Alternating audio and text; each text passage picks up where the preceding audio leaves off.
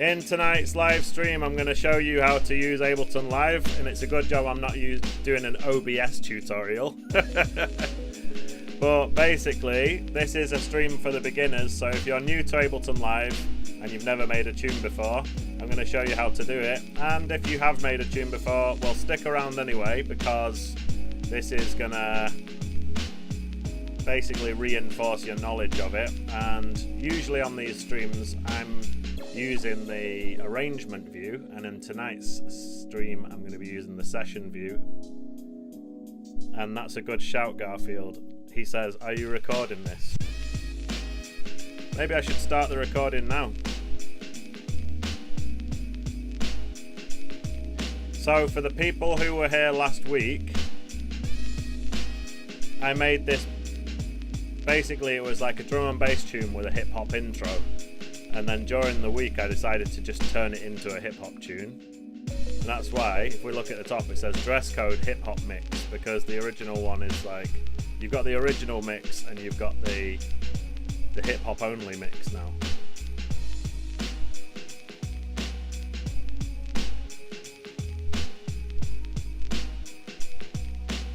So I'll just keep playing it for a bit and wait for some more people to join, and then we'll get started.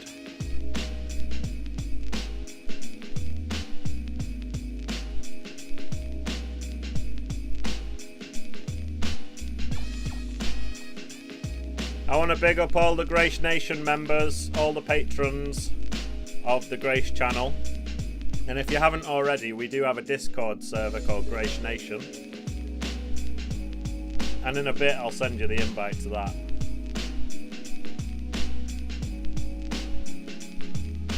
And yeah, that's it. By the way, Garfield's just reminded me that in today's lesson, we're going to be taking a look at how to use the MIDI keyboard, and I have even got another camera angle. It's kind of looking a bit weird because there's some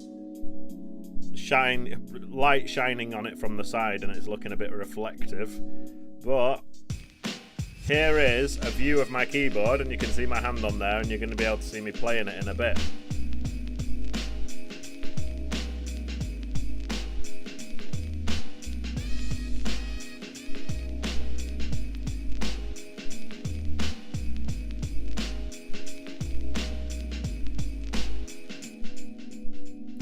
Alright, so let's stop this, and I want to show you something that I put together earlier today. It's called The Basics. So what is The Basics? It's a very simple Ableton Live project that contains a few loops, and we're going to be reconstructing it today. But before I do, I just want to do a little bit of explaining about Ableton Live's interface. So if you're brand new to Ableton, it might look a bit daunting, but it is actually pretty simple once you've got the hang of it. So this is the session view, and this is the one that's kind of looking like Microsoft Excel. You've got all of these different rectangles, but instead of putting in numbers or formulas, what you do is you put in loops. So they can be audio loops and MIDI loops. Now you've got two types of tracks. So audio tracks contain audio loops or clips, and MIDI tracks contain MIDI clips. Now if you look at the bottom of the screen, you're going to see the difference between the two. If I click on an audio clip, you'll see that it looks like a waveform. And if I play this one, I'm just going to stop the majority of these. So what we've got here is a drum loop that is literally just audio.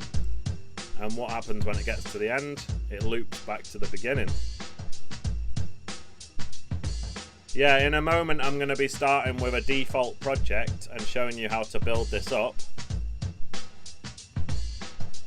But first I wanted to just kind of show you what we're aiming towards. So this is just a project with 5 tracks, and they're all playing something, and if you play them all at the same time, it sounds like this.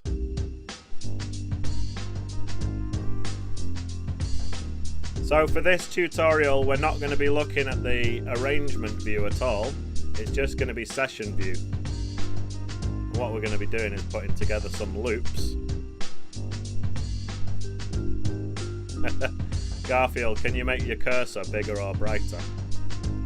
Not that I know of.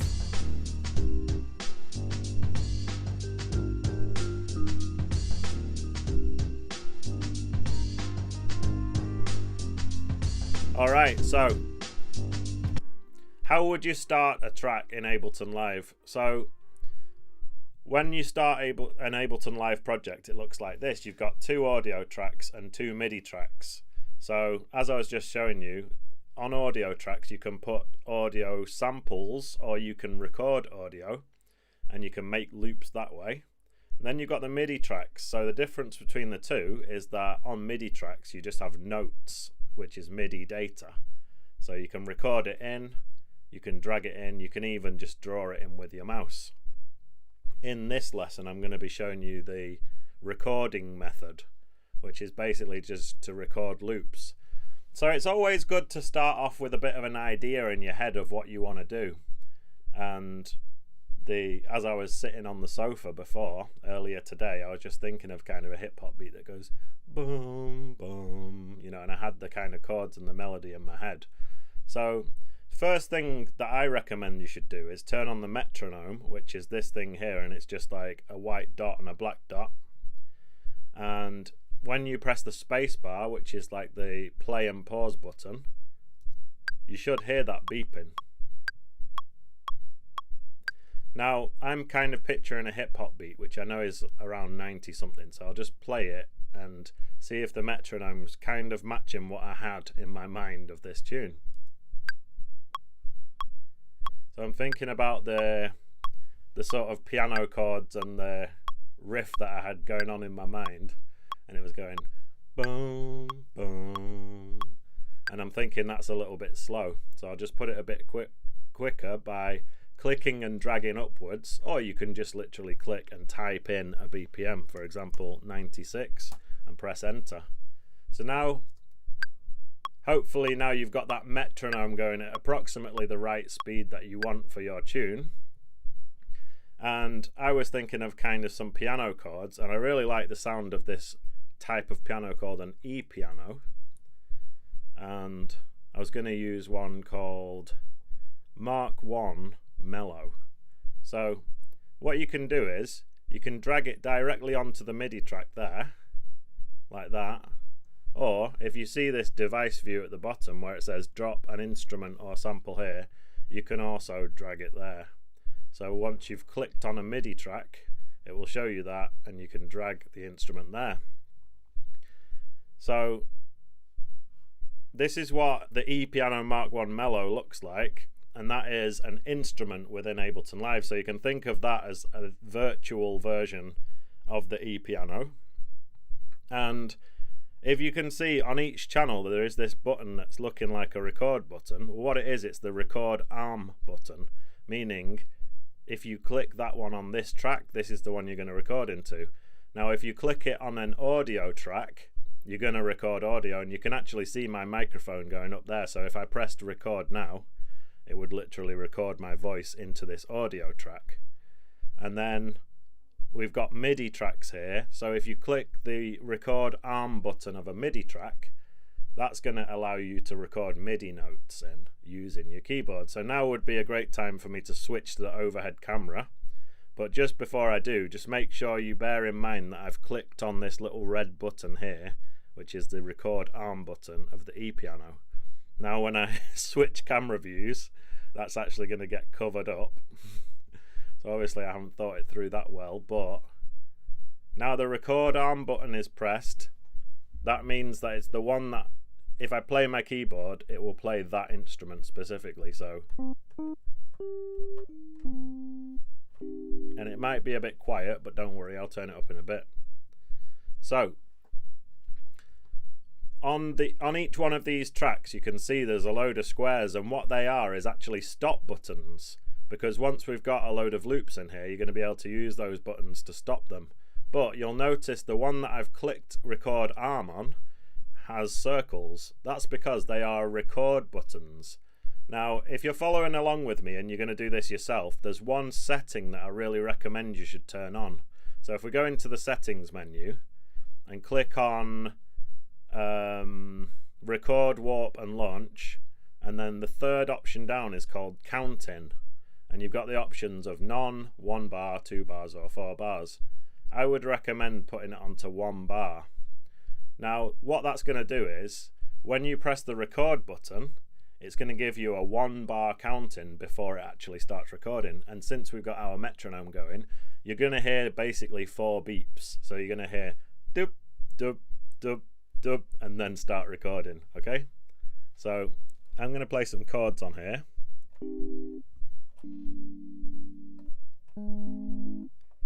And you're going to see that I am pretty terrible at playing the piano, but it doesn't matter as long as I can just play 4 chords well, and then I'm going to press stop. Okay, so there we go.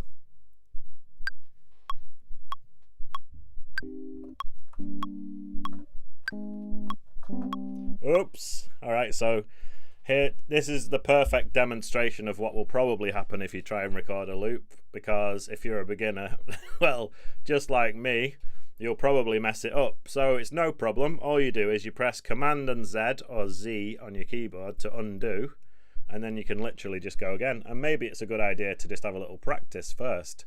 So you can just press play. You'll hear the metronome.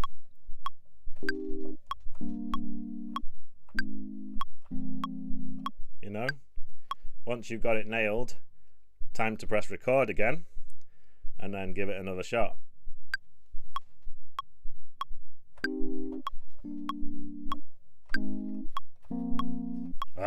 One more time.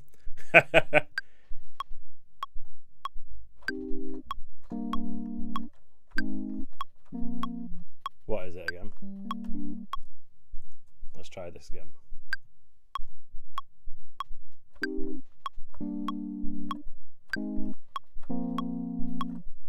Alright, so that's enough of that. I'm going to edit it. So the crucial thing is that once you've done the right amount of bars and you press stop, check this out. Ableton Live has basically guessed correctly that we wanted to do 2 bars. And you can see your MIDI notes in there. And now you're able to edit them to, if you played them out of time, you can move them around. If you played the wrong note like I did, all you do is grab that note, put it to where you wanted it.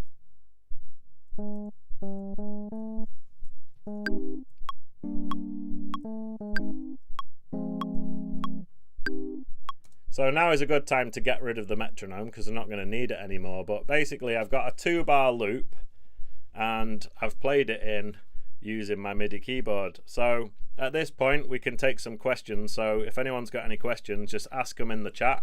Or if you're watching this back at a later stage, feel free to leave a comment below and I will answer all of your questions. So that's how you record a bit of MIDI into a MIDI clip, and then you stop it and then it basically turns it into a loop. So how about audio? Well, these 2 tracks over here are audio tracks, and if I go into my samples here in the production folder, then I've got a folder which is called drum loops. If we open that up, it's full of drum loops which you'll be able to use. So let's have a look through these. For example, this one could work well. So I'll drag that into the first clip slot of this audio channel here, and you can see it there. And basically the rows of Ableton Live, you can think of it as columns and rows, right? So you've got columns which are tracks. Each one of them is going to have one instrument which is like a MIDI instrument, or you can have an audio track which contains audio clips, right? Now the rows are called scenes, and right over here where it says main, this is the master channel and there's a load of play buttons. If I press the first play button which has a 1 next to it, that's scene 1, and that's going to play both loops, the audio loop and the MIDI loop which I recorded. It's going to play them both, okay?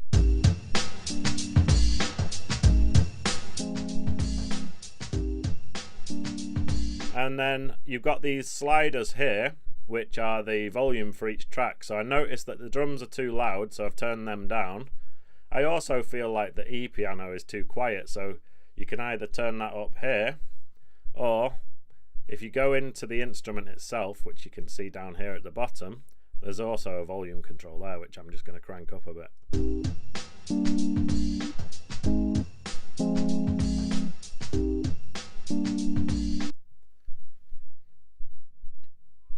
So Garfield asked, do you double click the arrow in a box to start recording? If you double click in the box, you can create a MIDI clip and then you can start just drawing into it that way if you like. But the way how I did it before is, instead of just creating a MIDI clip by double clicking, what I did is I armed the track by pressing the record arm button, which turns red, and then you'll notice that all of the stop buttons have turned into record buttons, and you just press record, and you will have to drag an instrument onto that MIDI channel, and then you record your notes in, and it's simple as that. So right now we've got drums and bass. The drums are being provided by a drum loop which I just dragged onto an audio track. The E-piano is something I played in myself, and let's have a look for a bass. So I'm just going to type in bass here and then go to instruments and have a look what we've got.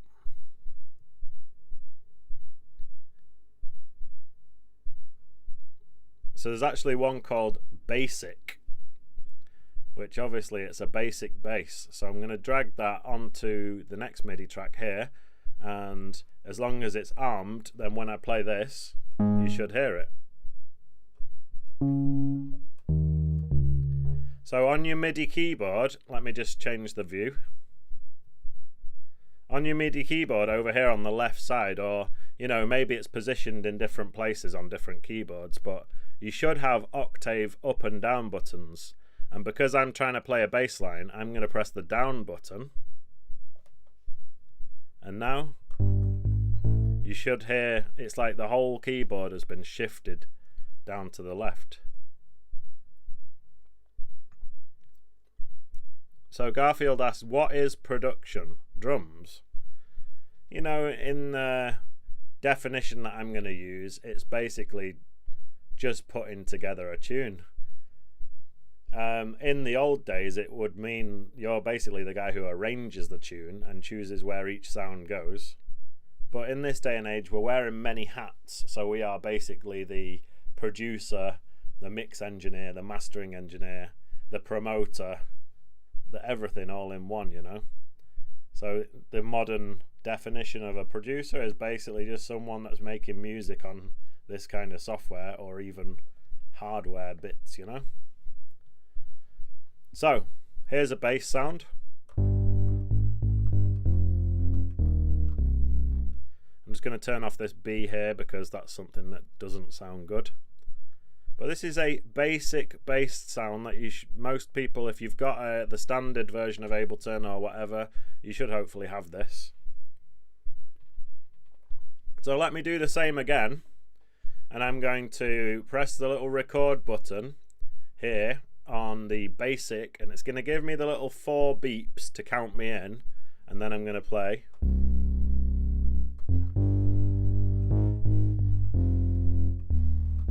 Alright, let's go.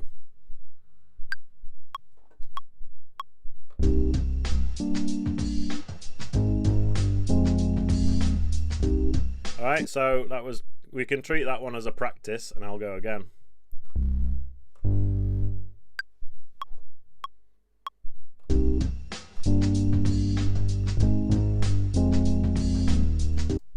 Alright, and then I stopped it, hopefully just in the right time. And let's have a listen back.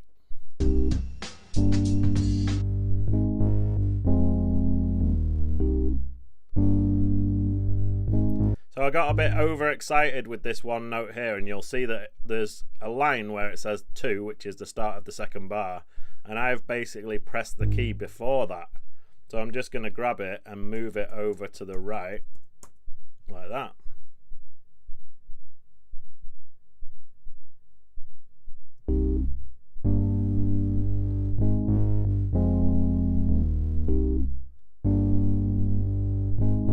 Bring those drums back.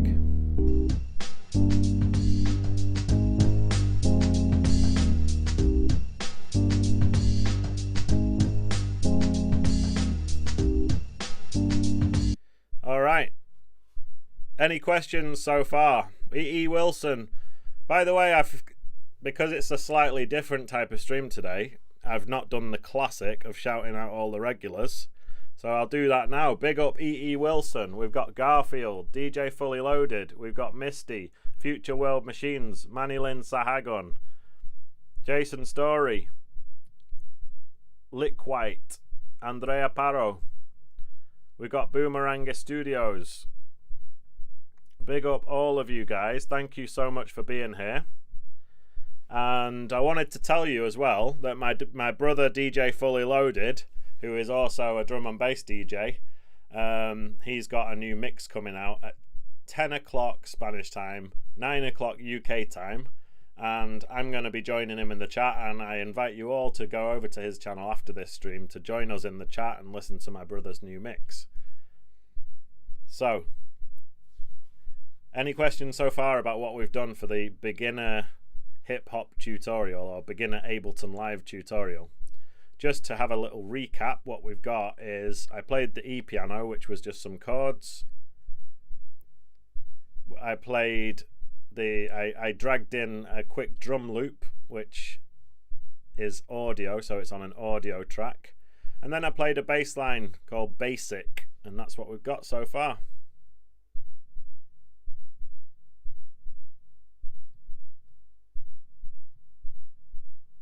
Thank you, Garfield. I really appreciate that. And Civilized, big up you. He's saying, been needing some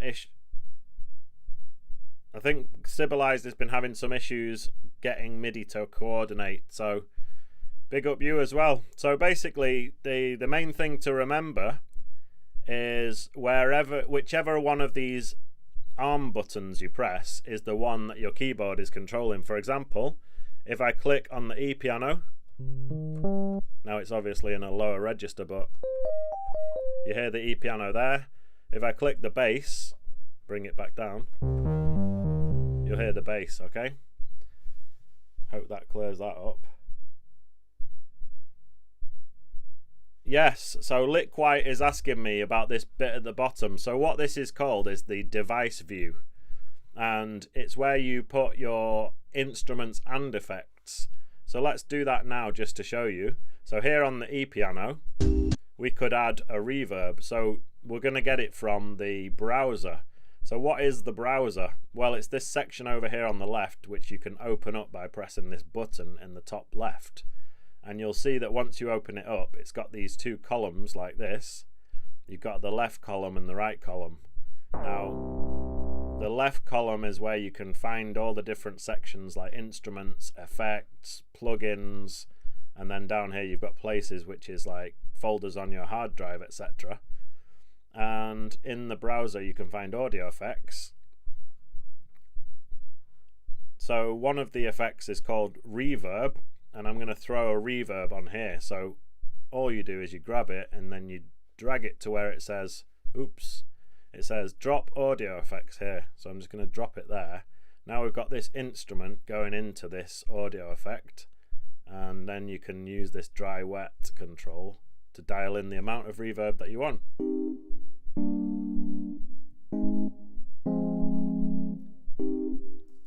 So Lick White is also asking about the ADV and ADG format. So it's not because I'm on a Mac, it's just that that's Ableton's proprietary instrument format. Whereas if you want to use third-party plugins, you'll find them in this folder here, plugins, and then you can find VSTs, etc. Thank you, Benk. I really appreciate that. And anyone else got any questions? Let me switch to the overhead view again, because what we're going to do now is we're going to add another instrument and play a little melody. Oh yeah, and by the way guys, the project folder for what I'm making today is available on my Patreon for if you are a patron, also known as a supporter. So you can find the link in the description. If you want to download it, you can get it there, you can check it out, have a mess about with it, and if you do end up downloading it and playing with it and changing it and stuff, feel free to send me a message and let me know how you get on. So what we'll do now is we'll go into instruments and get another. I'm going to type in E-piano again, because I did want to use that for one of the melodies. And I'm going to choose the Mark 1 mellow, just drag that in there, and that's going to create a new MIDI track, and it's got the instrument on it. Okay, now I'm going to switch to the other view so that you can see my keyboard, and let's have a little play. So I'll turn soloing off. So by the way guys, these S buttons here, they stand for solo, which means if I press S on the drums, it means you just hear the drums soloed.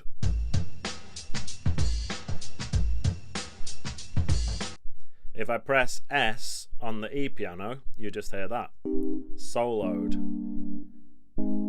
Also, you can get rid of something by, you see how you've got the buttons with the 1, 2, 3, 4, 5.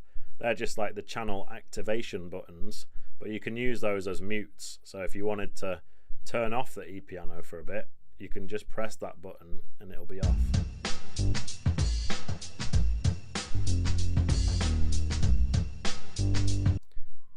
Alright, so we've got a new instance of the E piano Mark 1 mellow, and I have pressed the record arm button, so you'll see that all of the stop buttons have now turned to record buttons, and I can press one and record something in.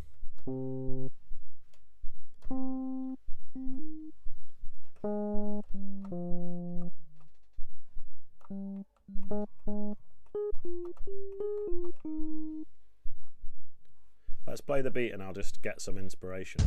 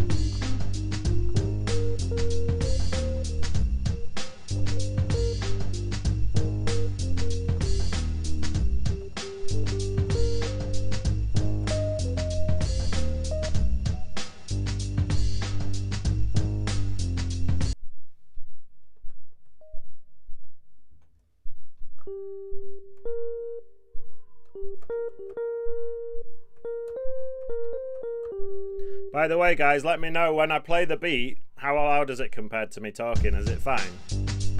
Or is it too loud or too quiet?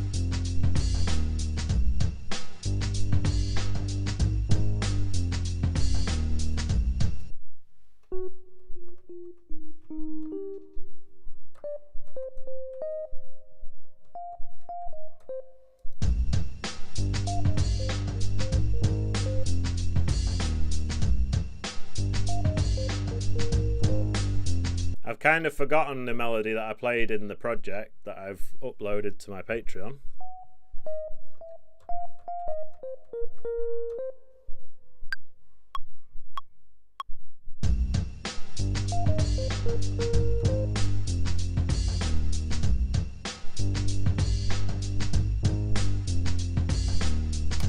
Alright, so I on purpose left it going for one more bar. Why? Because it just means that this little melody is only going to play once every 4 bars rather than 2. You know what I mean? So it plays that, and then you've got this big area before it comes back again. That's just going to mean it's not as repetitive. You know what I mean?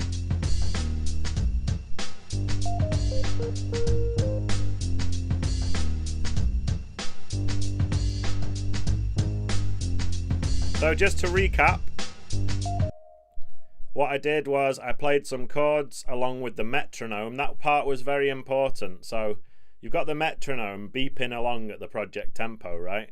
And that's how I started it off. I played the E-piano chords along with the metronome. Once I'd got them, then I could turn off the metronome and start adding other bits, and we know the timing based on that, you know? And let me just play it and show you what I mean.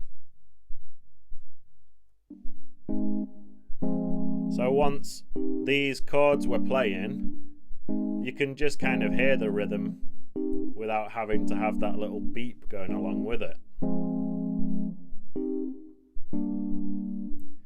the next thing I threw in was this loop. That's just a generic hip-hop loop just to show you how audio works within Ableton Live. And it looks like this. You've just got the audio clip playing and it gets to the end and goes back to the beginning. Then I added a bass.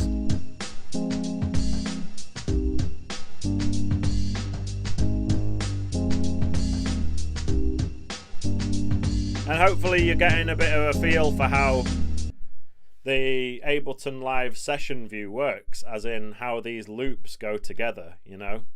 It's like you press it, if you press these play buttons at roughly the right time, Ableton will quantize it, which means it will make sure it plays it where you were supposed to play it, which is bang on the money, you know?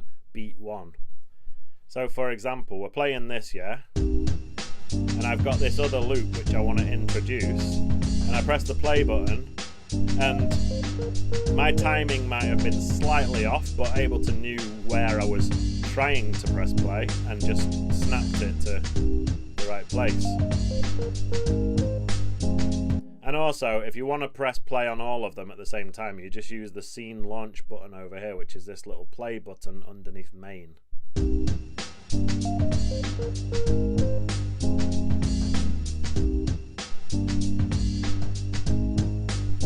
Now I'm going to go back to showing you a little bit more about effects. So if you want to get rid of some of the bass out of something and just leave the top end, or vice versa, get rid of the top end and just leave the bass, you can do that using this, which is called a parametric EQ, and this one is called the EQ8. And the reason why it's called 8 is because it's got 8 frequency bands that you can adjust. Well, 8 of these little nodules on the EQ, so that you can use some of them to cut things out. For example, like this, you're cutting out the bass. And then you can do the other way. So that's called a high pass, and then the other way, that's called a low pass. Why? Because you're letting the low end pass through. And that is exactly what I'm trying to do here, because I feel like this bass, it's got maybe a bit too much like upper mids and stuff, and I want to just keep it towards the low end, so I'm going to do that.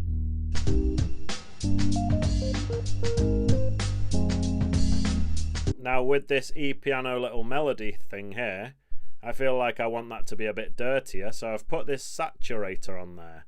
So this is a tool that you can use to make things sound a bit dirtier, like they were made using analog equipment, and in fact you can even see it says analog clip. The more you turn up this drive, the more it sounds like it's been sort of overloaded on an old school mixing desk or, you know, tape recording machine, and you pushed it a bit too far, and that's just going to stop it from sounding too digital and pure.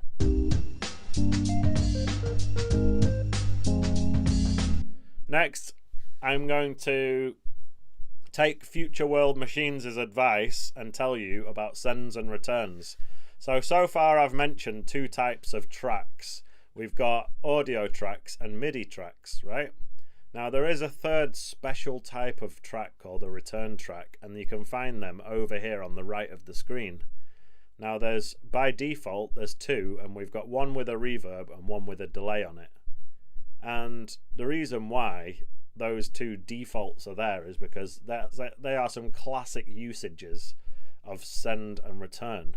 So you might want to create a bit of a reverb that you're going to send everything to. And you can think of this like back in the day when they had limited funds and they didn't have the money to just buy unlimited reverb units, unlimited delay units, and just stick a different one on each channel. You would just have one reverb box, right? And it'd just be sitting there in your studio, and anything that you wanted to put reverb on, you would send the audio to that box. Now the way how you do that within Ableton Live is using these send knobs here, and you can send stuff to that return channel. So for example, we've got this melody here, and there's this send A. Now if I turn that send A up, watch what happens on return channel A. when that melody plays, you see level on this channel, meaning that audio is coming through to it. So you can send the melody, you can send these chords, and I'm also going to send this to the delay as well. So I'm just going to put this on an 1/8 and then turn up the feedback a bit, and then on this piano melody track I'll just turn up send B, so that's going to send that to the delay.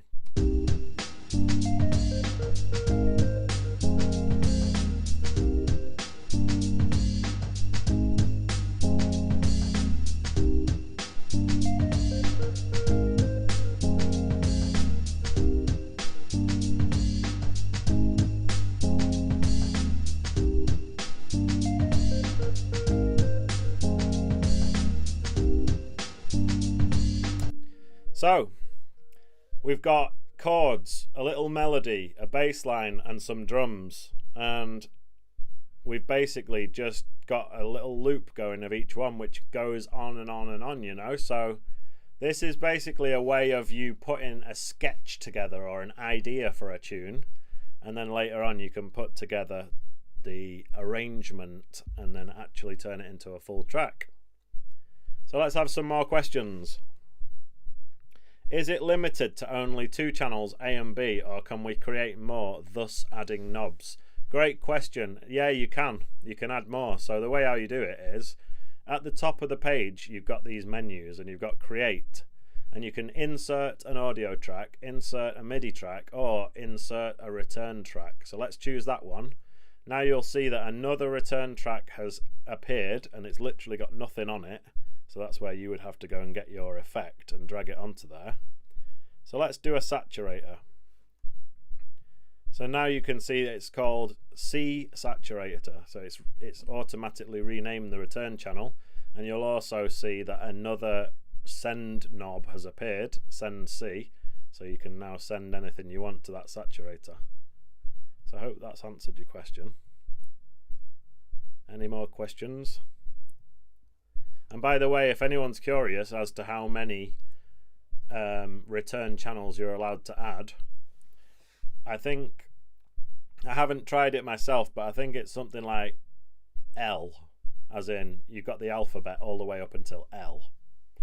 You probably shouldn't be needing to add any more than that. Shout out Marcos. Sorry I didn't see you before. So we've covered the basics of audio tracks, MIDI tracks, and the different clips that you can record into them. We've done a little bit about instruments and effects. And by the way, when it comes to effects, you can drag them onto audio tracks too. So with MIDI tracks, you've always got the instrument, then the effect. With audio tracks, you can literally just go straight to the effects because it's going to affect this audio that's here, you know. So let's try that out with a compressor. So I'll put that onto the audio track, and you'll see that the first thing we've got there is the compressor. Now let me solo the drums and play them. And this is what the compressor looks like. So you can see we've got the peaks coming up here, and then we've got this blue line, which is a really convenient and handy way of showing you the threshold and then basically where the level is compared to that threshold. So let's play it again.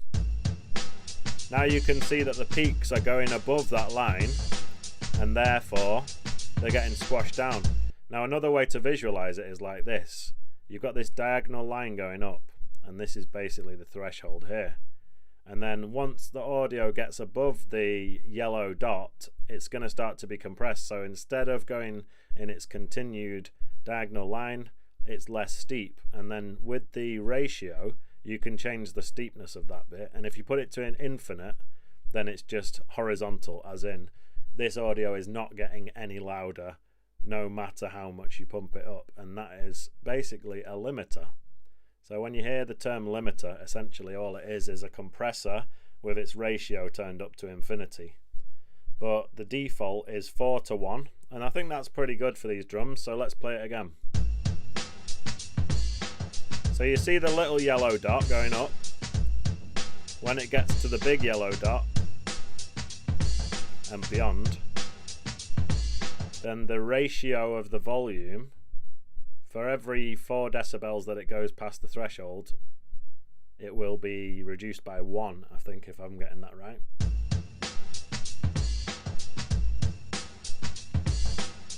So what's the point in a compressor? Well, if you've got some drums which are sounding really nice, but perhaps the snare is just like really spiky, like it spikes right up just for a very split second and then comes back down again, you might be able to get away with shaving a bit of that peak off, and the drums will still sound as fat and punchy, but that way when it comes to exporting this tune at the end, then you're going to be able to put it slightly louder because there isn't just some spiky transients poking out. And I should probably put that in a bit more of a beginner friendly way. So what I really mean is, when it comes to exporting your audio, you can't have just peaks sticking out like that, you know. So you need to chop them off. And the way how you can do that, there's a few different tools to do it. There's the limiter, and there's also a clipper, which will literally just clip it off. And they all have different sounds and characteristics. But one way of just gently controlling those peaks is with a compressor, with a ratio somewhere between 2:1 and 4:1.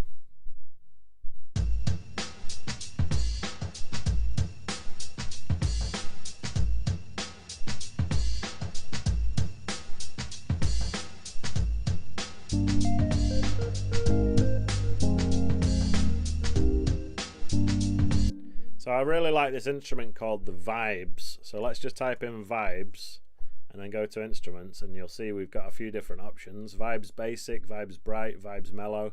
Let's go with Mellow since we used the E-piano Mellow. We'll stay on that theme. So let me switch to my keyboard view and you can see me playing some Vibes.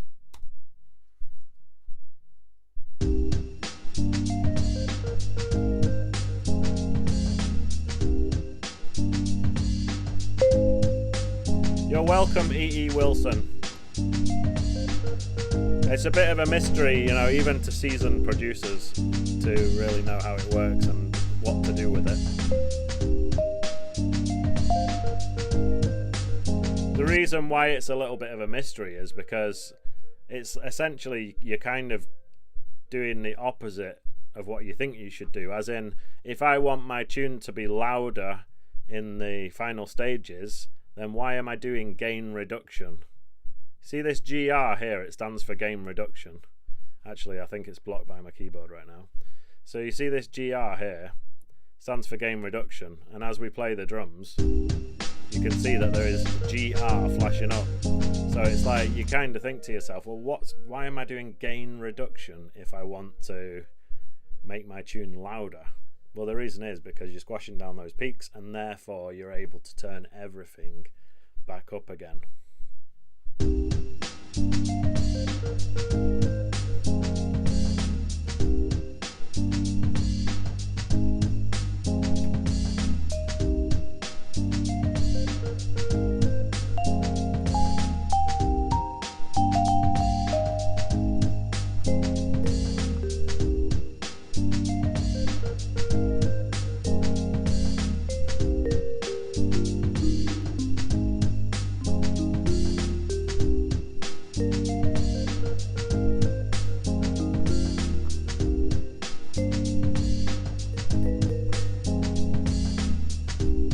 Alright.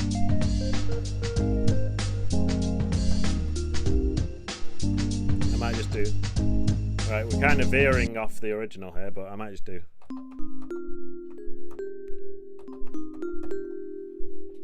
Alright.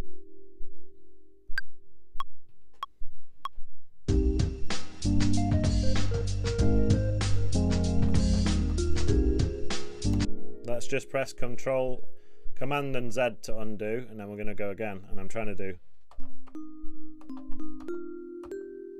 Alright, here we go.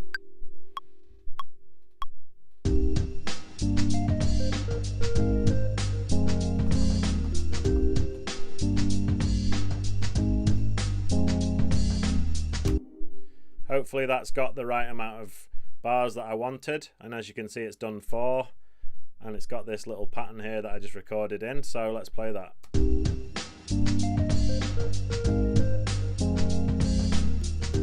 They're very quiet.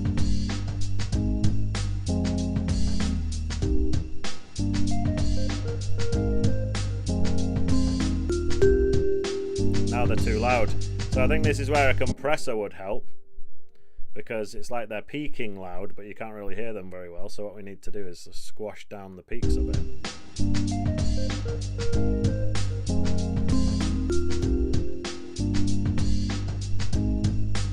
Let me change the camera.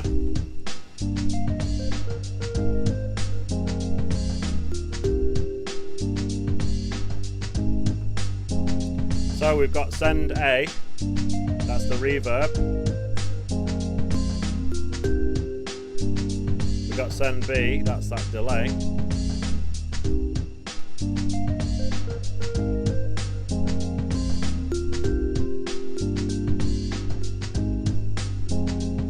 So Garfield asked, how do you turn the volume up? There's a few different ways. One of them is this velocity that I'm messing with now, but this is technically how loud you hit the keys. Sorry, how hard you press the keys on your keyboard. So that's one way, turn up the velocity. Way number two, go to the instrument and use the volume control there. So on this Vibes Mellow, in the bottom right, you've got a little volume control that you can mess with to change the volume. And then obviously with the compressor, you've got the output gain. That's another way of changing the volume. And then the fourth way is with the actual slider here, which is on the mixer. So which way do I recommend? I recommend keeping the sliders all at their default for now. So on this mixer here, you can see I have changed a couple of them, but for most part I've just left them at 0. And then just adjust the volume using the actual volume control of the individual instrument.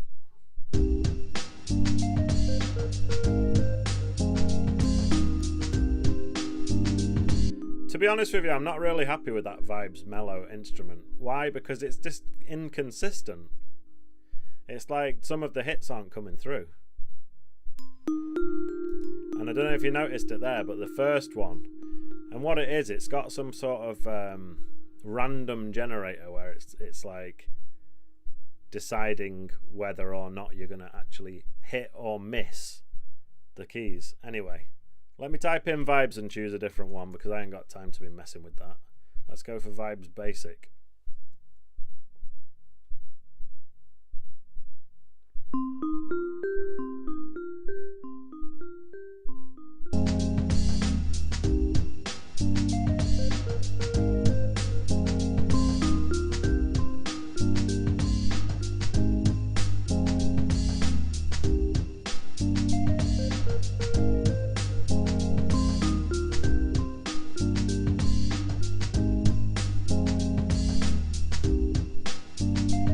Go into that delay that's on send B, and I'm just going to turn the feedback back down a bit.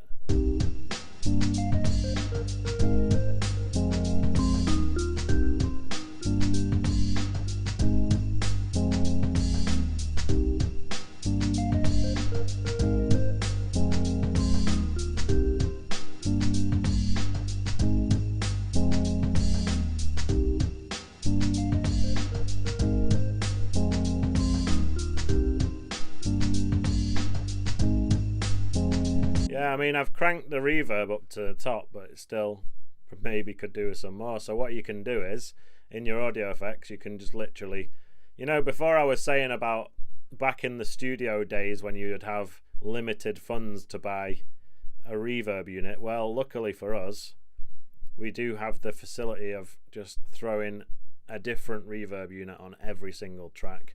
Don't worry about your CPU. If you look at the CPU meter in the top right of my screen, you can see that even with all of these things running at the same time, we're only hitting like between 5 and 10%. So that means that we could do 20 times this. We could have 20 times the amount of tracks and instruments here before we were even getting to 100% CPU. So feel free to add as many instruments and effects as you want. If you've got a modern laptop, it can handle it. Even if you've got a laptop from 10 to 15 years ago, it can handle a lot. So I've got one audio track here, but I've got audio track 2 which isn't being used, so I'm just going to delete that.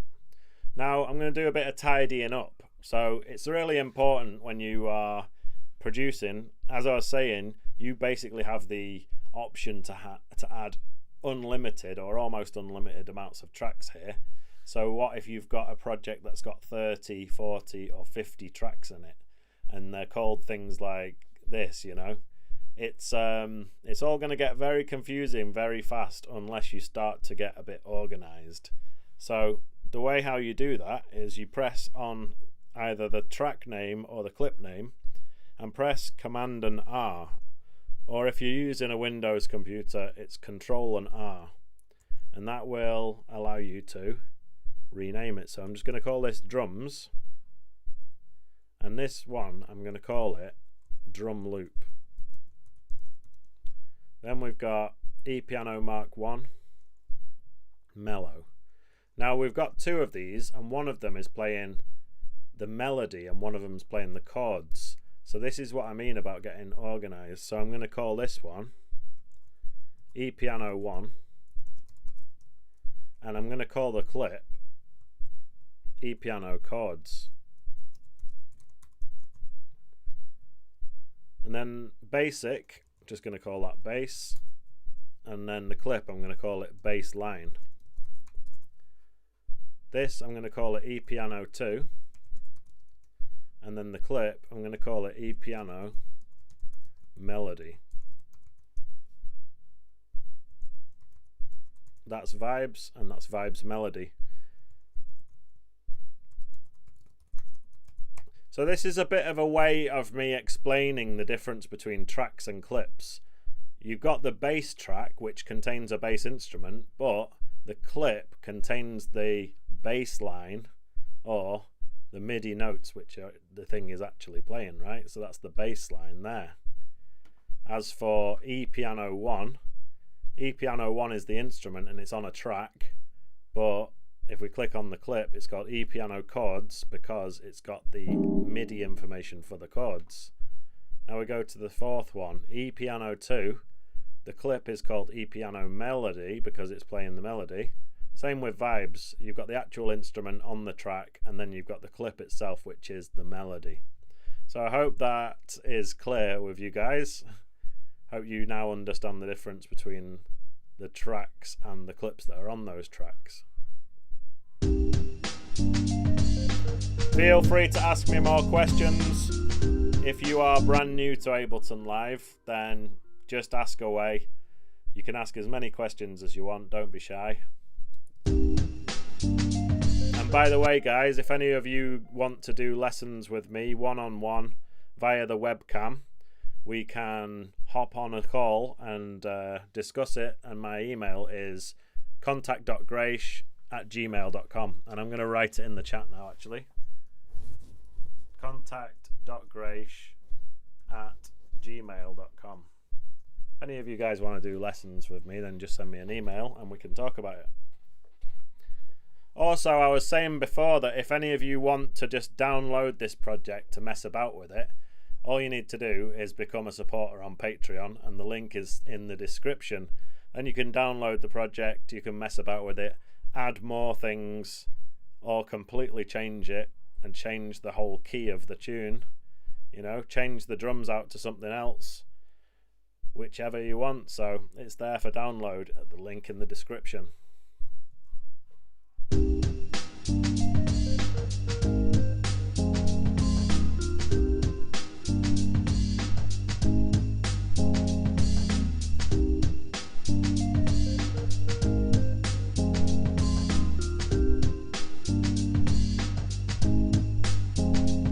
So now that you've got, we've got a question from Garfield. Do you drag your mix into a plugin? No, but what you do is, so let me just talk about plugins, okay? Plugins, now I've showed you Ableton Live's instruments and effects, right? You've got certain ones which are instruments that you can play and they sound like a virtual instrument. You've got other things which are an effect like a reverb or a delay or a compressor. They're all audio effects, right? Now, third-party companies make both of these things. So in your plugins, you've got both instruments and effects. For example, if we go into Native Instruments and Contact, now this is an instrument, and if we drag it in, it's going to create a MIDI track. The MIDI track is going to have Contact on it, and it looks like this. And then you can just choose your little preset, and then you can play it on the keyboard just like anything else. Whereas, if I go back into my plugins, and you're going to see something like Tokyo Dawn Labs. Now this is an EQ. So if I drag that on there, and this is what this looks like. Basically very similar to the built-in EQ8 that comes with Ableton, but this has some more advanced features, which we'll get into another time. But I'm just sort of demonstrating to you that VSTs can be both instruments and effects, and they're all in the same folder together. But obviously you're the person that downloaded all of these, so you should know what most of them are. One of my favorites at the moment is this master plan. So you can drag that onto the main channel, and I'll show you what it looks like. Basically it's looking like some old school hi-fi amp, but there's a lot of different controls here to make your music much louder and punchier. The main one is this loudness knob right in the middle, which you can crank right up. And before I was going on about a limiter, so a limiter just won't let the audio go past a certain level. And this is basically a limiter and a clipper and a saturator all in one. It does everything to make your track as loud as possible. And then you've got all these extra buttons here like thick, clean, multi, smooth, calm and tape. They do various different things, and I have done a live stream about Masterplan, so if you want to know what all of these buttons do, go to my YouTube channel and check out the live stream there. For now I'm going to get rid of it though, and I'm going to get rid of this contact channel. And that's basically how you can put together a very basic hip-hop loop out of different MIDI and audio clips, and they're all on one scene.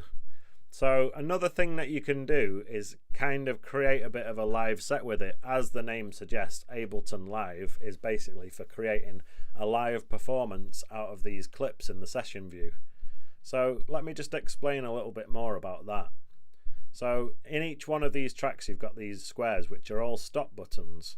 You're also going to find stop buttons at the bottom of each one, here, here and here. They're all stop buttons. And there is also one more stop button right over here on the main, and when you click that one, that's a stop everything button. So you have many stop buttons, right? Each clip has a play button, so you can play the individual clips. For example, if I want to just play the chords, I can play that clip there. That's just going to loop the chords round and around, just waiting for you to either stop it or play other things to add on to it. So there is a special word for playing these clips, and it's called launching. So you can either launch a clip, which is just playing one loop like that, or you can launch an entire scene, which is a row of clips. So we've got 5 clips that are all in the same scene, which is scene 1 here. In fact, to demonstrate that, I'm going to rename it and I'm going to call it scene 1. Just so you know what I'm talking about. So this over here on the main channel, this first row is scene 1, and I can press the play button here and it plays all of them together.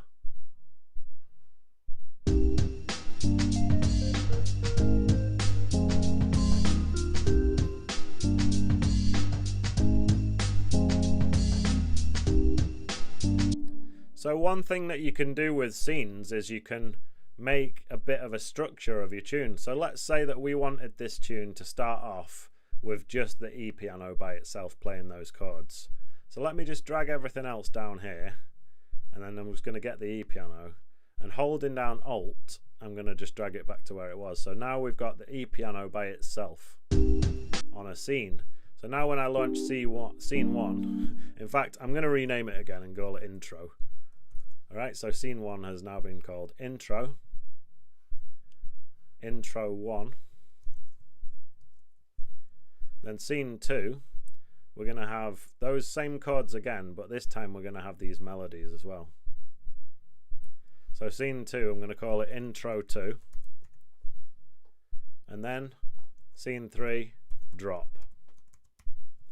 On the drop, we're just going to have drums, bass,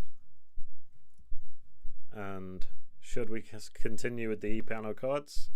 Maybe I'll delete them. So, okay, we've got 3 scenes: intro 1, intro 2, and drop. So scene 1, literally just the E piano by itself. You would probably also program in like a little hi-hat going along with it, like going or a ride cymbal or something like that, you know. Then the scene 2, something else comes in. It could be these little melodies. This is where you would program in your sort of build up, reverse crashes and stuff going into the drop, and then the drop is scene 3, which is just drums and bass, you know. So obviously this is a very basic arrangement, but this is sort of showing you what can be done with scenes to create the different parts of your track and perform it live, because don't forget, even though we're planning this out with different scenes for the intro and drop and stuff, I can basically play this live. I can decide when the drums come in, and you could also have a load of other different drum loops here. So for example, if we go back into the drum loops folder, let's just choose a different one as an example. That drum loop there, along with the bass line and the chords, and then we've got another scene here.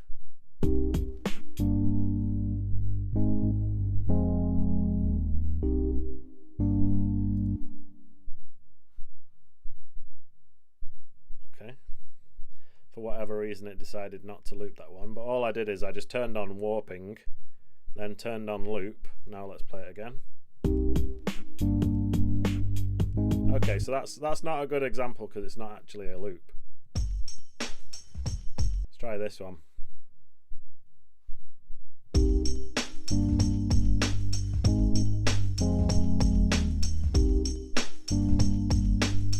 Alright, then we can go back to the original drums.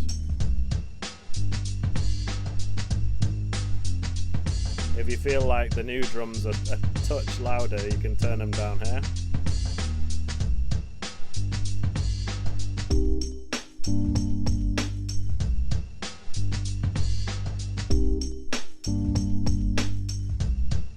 Alright, go back to the intro. Everybody put your hands in the air.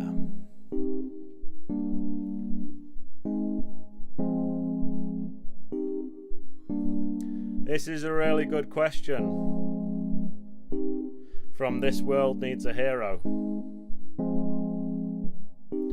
Alright, we've got a couple of questions here now. So, first one, you can't export the full song from clips mode like this, but what you can do is, here in the arrangement view, what you can do is this. Let me show you something. I'm just going to make sure none of these record warp, I'm just going to make sure none of these record arm buttons are showing as red, right? So none of them are clicked. Now what I'm going to do is I'm going to press the main record button at the top here, and then I'm just going to play through some of the scenes. Let me play this scene first. Alright, we'll let this loop round twice. Right, now we're going into intro 2.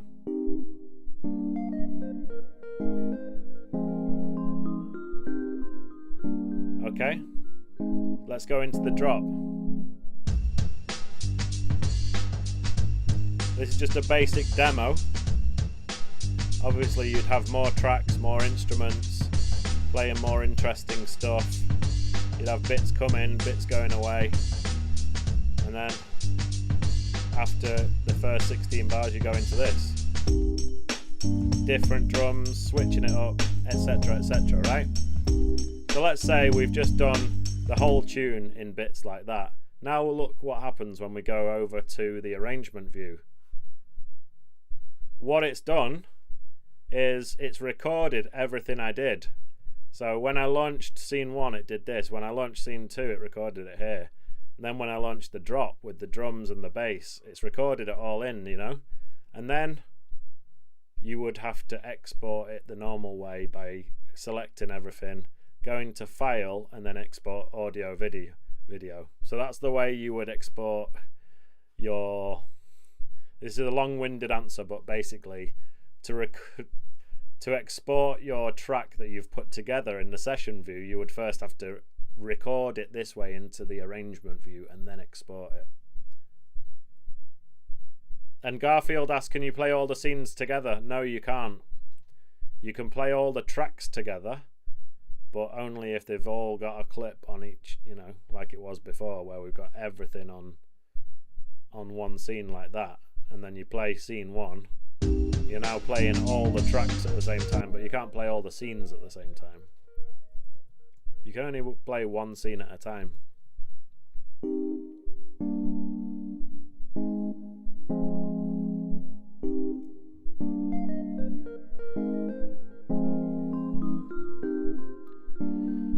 Alright, so that is basically the beginner's tutorial. I just wanted to show you how to record in some parts, MIDI, how to add audio clips, and then basically this last part was about how to essentially create a live set out of the tune you've just created by starting clips, stopping clips. And one last thing I want to show you is, actually what I'm going to do is, I'm going to put my Mac keyboard here so that you can see it on this view here. Right, I know the lighting isn't great on this view, by the way, but I just wanted to show you something. If you're somebody who's got a PC, this is going to work better, because basically, you know, at the top of your computer keyboard you've got F1, F2, F3. Now you can use those to control these mute buttons here. You see on Ableton you've got the yellow 1, 2, 3, these buttons here. Now you can control those and basically mute parts and bring parts back. So let me just put everything onto one scene again and trigger it like this. Now we've got everything playing, right? Now if I want to cut out the drums, now on my keyboard I have to hold down FN, which is function, and then press F1. Like I was saying, if you're using a Windows computer or you've got that kind of keyboard with the actual F1, F2 buttons, you can use those without having to hold down FN. It's a bit of a first world problem, but I have to hold down FN. But yeah, you can use those F1, F2, F3 buttons to mute tracks and then unmute them, and that's another way of you putting together your little live set.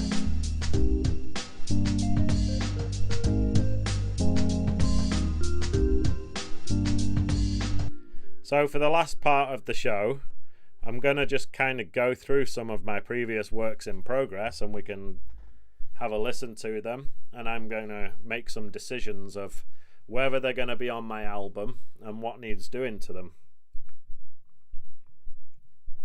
I was saying last week that basically I want to put together a liquid drum and bass album, and I think I've got enough tunes for it, but some of them are a bit half finished. But yeah, let's go through and have a listen to some of them. And I suppose I should press save as on this.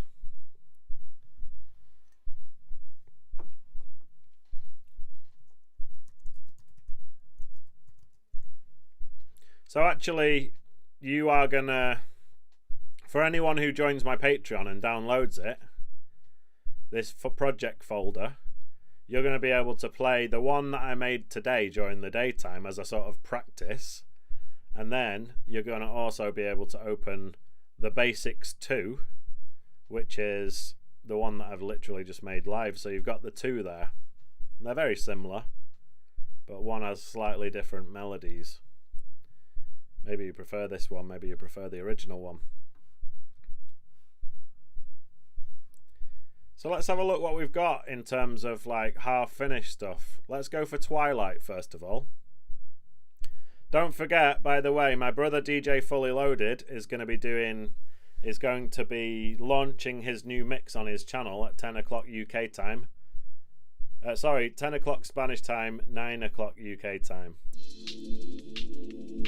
It's liquid drum and bass. It's basically, he's like used the music of two producers, and I don't know whether it's Etherwood or Etherwood or Etherwood, but one of them is that guy and the other one is Kino, and he's taken tunes from both of them and put them into one set. So join us on his channel, DJ Fully Loaded, after this stream. I'm finishing in like 45 minutes and then we're going to go over to his.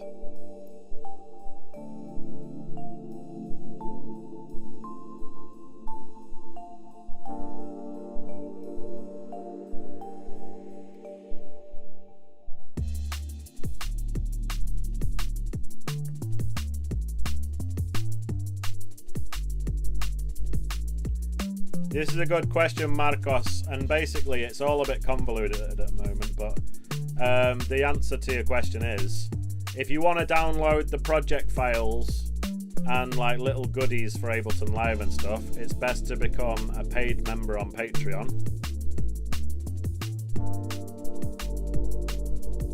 And if you want to just support me and basically you are a big fan of the channel and you've learned a lot from it and you want to just support me, then you can become a YouTube Grace Nation member.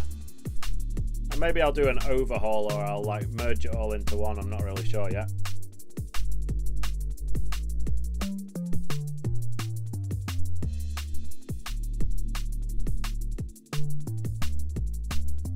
Yeah, so Patreon is a separate website. You can either join as a free member. I did give away a free project template, like a jungle template, on my Patreon as well. So there is the option to become a free member. However, I do need to say that the project file from today's beginner stream is actually like, you have to become like a paid Patreon to get that one. So I do sometimes, you know, it's like I alternate between free stuff and stuff that's sort of behind the paywall. And I'm sorry it has to be like that, but you know, I am in the process of sort of transitioning to be doing this full time, and I really need to be able to pay my rent and bills and all the rest of it. So it would be a big help if anyone signs up. Anyway, let's have a listen to some more of these. Y2K Jungle. Oh yeah, this was the one that I made on the first ever Ableton Live, and then I put it into Live 12.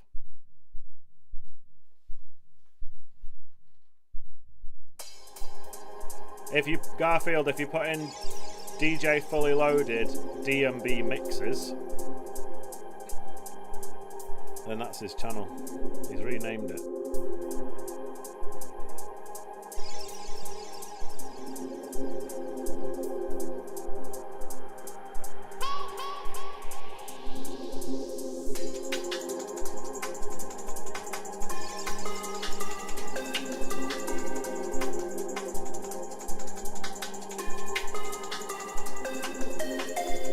This was supposed to be like a PlayStation jungle type vibe, as in the type of thing that you would hear on a PlayStation 1 game from the late 90s.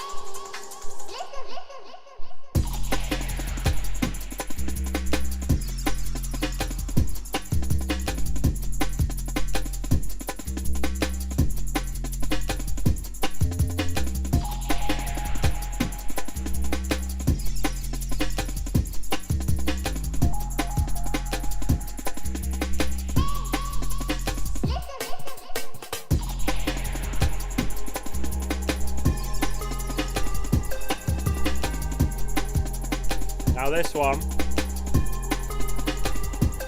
I'm just kind of playing it for fun, but I have no intentions of putting this on my album.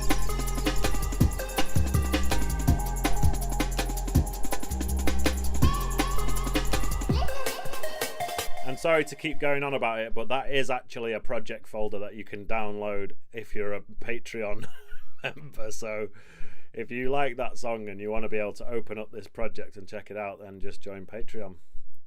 Anyway, nothing more, nothing less. And I've got a new sample that I want to use.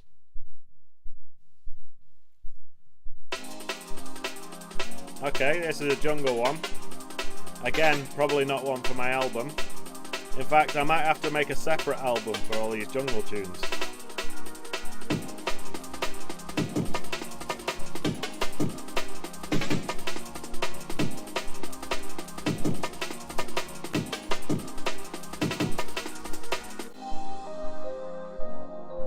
Okay, so I think I made the decision that that contact can go actually, so I'll just mute that.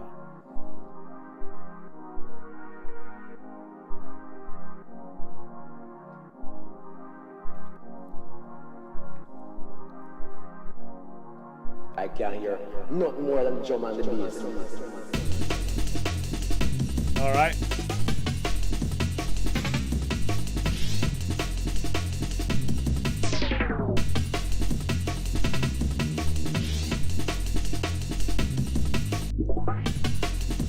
But Marcos is asking me when I'm doing my mix, and I'm guessing you mean like DJ mixing. Drum and bass. I'm not sure, but it's gonna be on a different night that's not a Sunday. But you know what? I often look at the within the back end of YouTube, you can actually see a graph of when your followers and subscribers and general people who watch your channel are online, right? And part of the reason why this stream is on a Sunday night is because I check the data, and all of you guys, everyone who watches my stuff, is online on a Sunday night. You know what nights they're not online? Friday and Saturday, obviously, because everyone's like drum and bass ravers and they all go out, or just generally do other stuff and not watch YouTube. So for that reason, I won't be going live DJing on a Friday or Saturday night. Maybe it could be Thursday. So what do you guys reckon? Would you tune in if I was DJing on a Thursday night? Also, let me know if you guys use Twitch, because there's a chance that I might be doing my stream on Twitch instead. What's this open fire? Let's have a listen to this. Do one on New Year's Eve? Yeah, I might do. I might be going out. I don't know. Not had any invitations yet to go out and do something, but I'm still not sure. Let's have a listen to this open fire.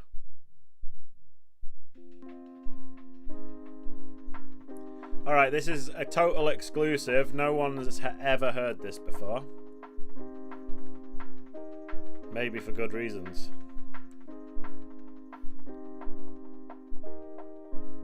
Right, it's a bit quiet, isn't it? I'm going to have to crank it up.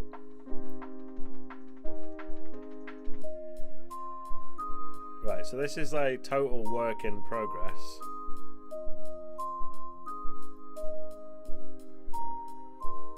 Now I need to decide, will this ever be good enough for the album? Let's see.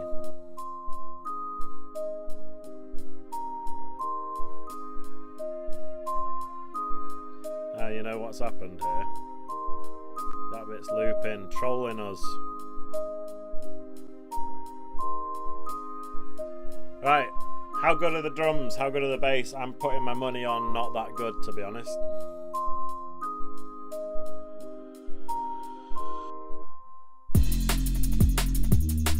Alright, pleasantly surprised.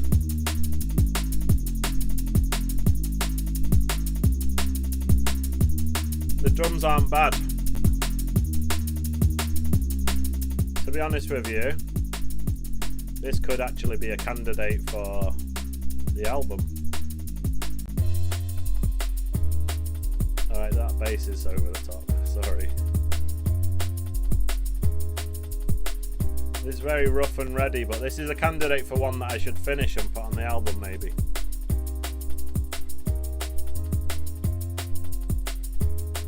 What I should probably be, I should be sitting here with a notepad writing down open fire. It's a strong maybe.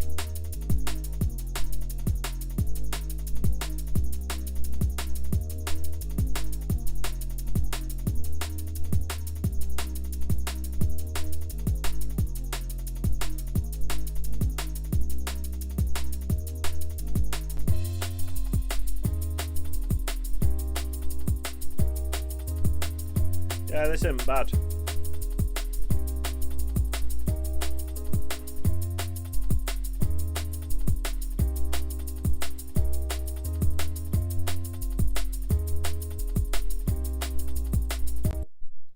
Alright, so that one's called Open Fire.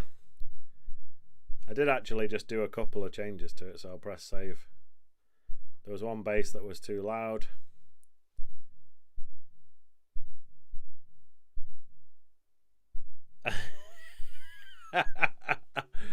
Oh man, Marcos is getting in trouble for being here, but I really appreciate it even more.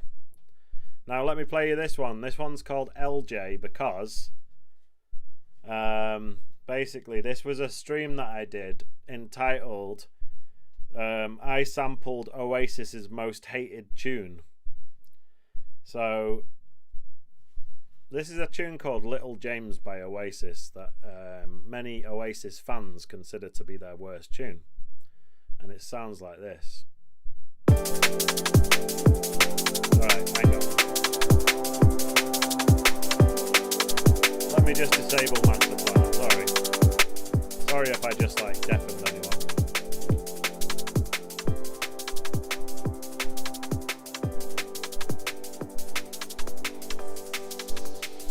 Shout out E.E. Wilson. It's not Mozart.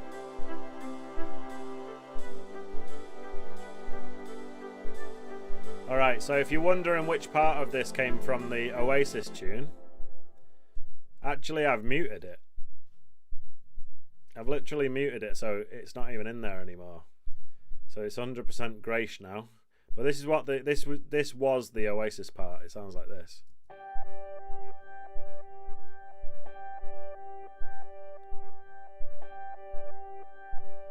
Alright, there's that bit. And then there's another Oasis part that's got the piano in with it. It sounds like this.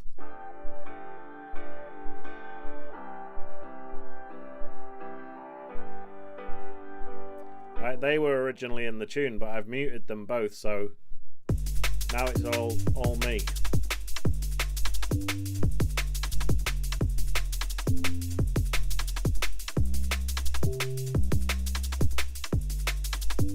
So, E.E. Wilson, what do you think? Could this one be on the Grace LP? I quite like the pad, not gonna lie. What's that pad? Oh yeah, that comes from Human Synthetics and Groovin' in G.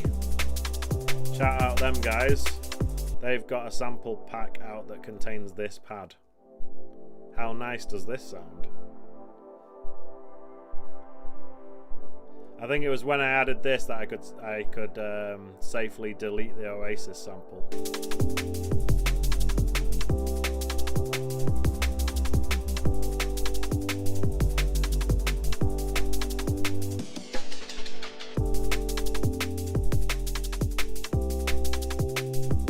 Alright, so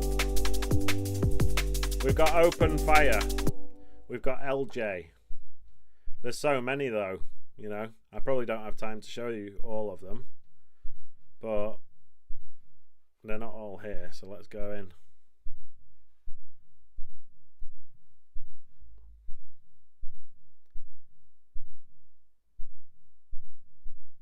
Push 3 Liquid. Cool Border 2. There was Flippin' Eck. Let's check out Flippin' Eck. I don't think I did anything to LJ.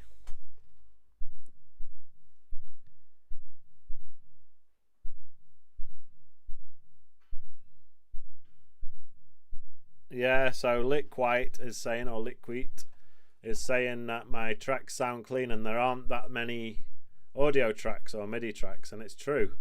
Actually, I'm not the type of person that's just like trying to make the project as big as possible. Probably the opposite, actually. If I'm going to be honest, I probably try and get away with as few sounds as I can.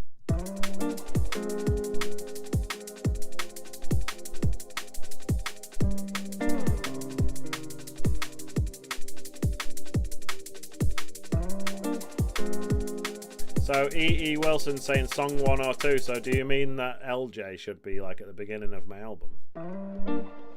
So this one was a sample.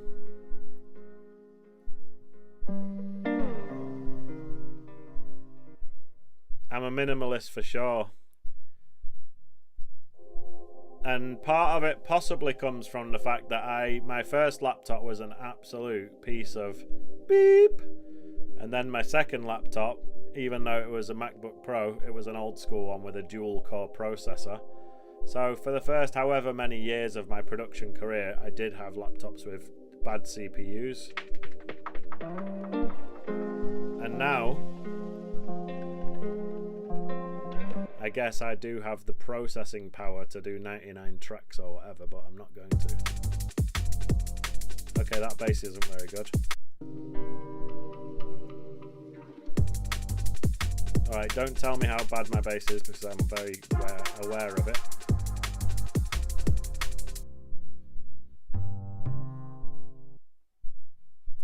Let me put a high pass on that bass because it's sounding pretty awful.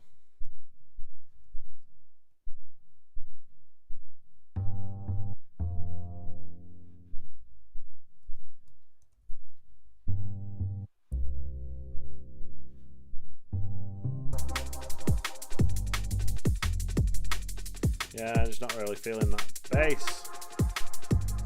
This one probably won't make it onto the album, I'm sorry. Let's go and have a look what else we've got. So,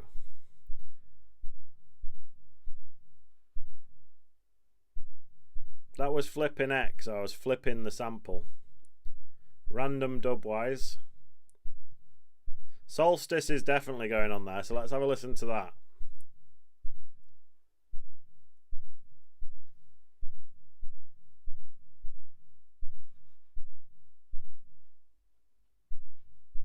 No, I don't want to do anything with Flipping Neck. I want to bin that project.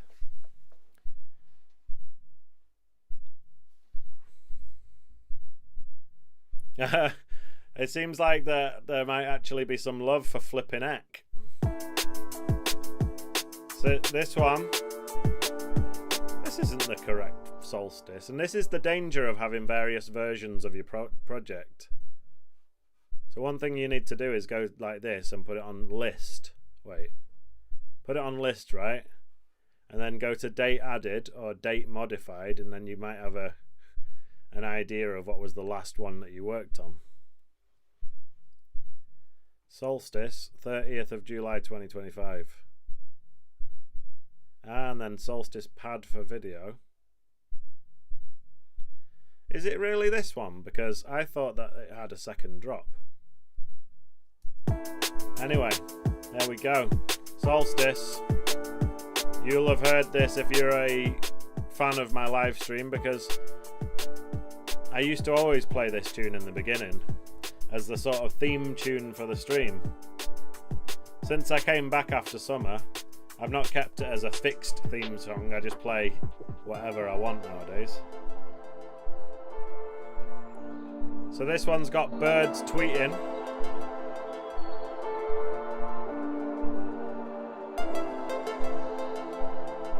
Got a very euphoric breakdown. And this one's going on the album for sure.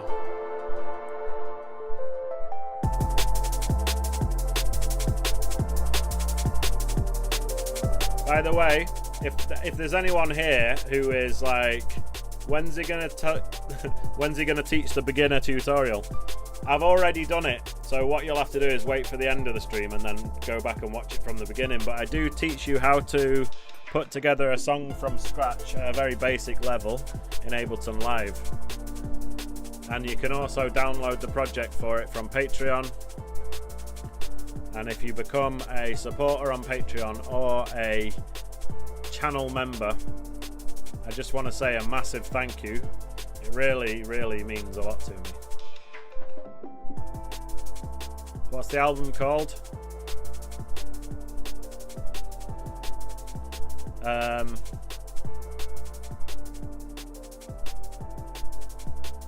Oh, somebody told me a good title, but I've forgotten it.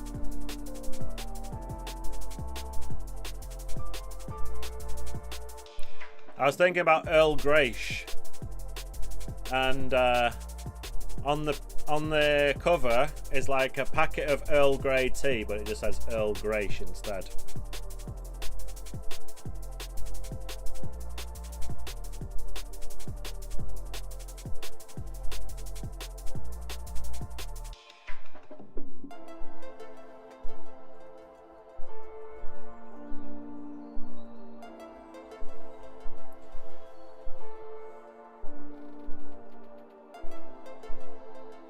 So there's somebody called, I'm not sure if I'm getting it right, is it Jamshahid?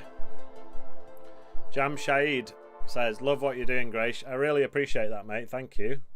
So I was going to say, if any of you guys want to do music production lessons with me, then get in touch on my email, contact.grace@gmail.com. Future World Machines is saying my album should be called 50 Shades of Grace.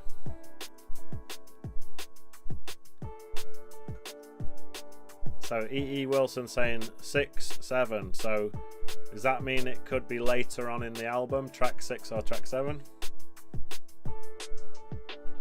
Big up Marcos. I'm really happy to know that you've sent me an email, so I will reply to you tonight or tomorrow, and let's get the ball rolling.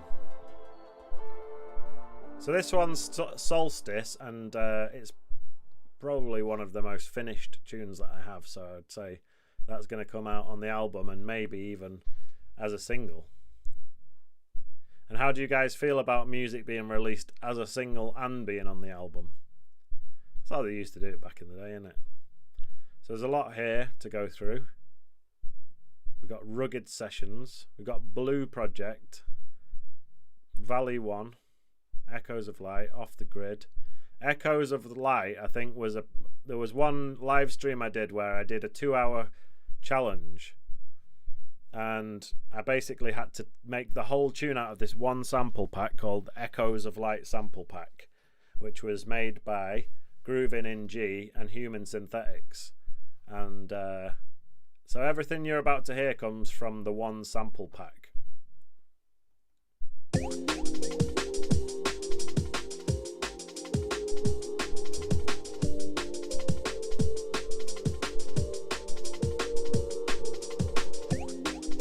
So E.E. Wilson says something pretty interesting. Track 6 is always the best and a definer, and I don't know how that started. So think about your favourite album and then think about track 6 on that album. Is it a good one? Is it a definer? Let us know in the chat.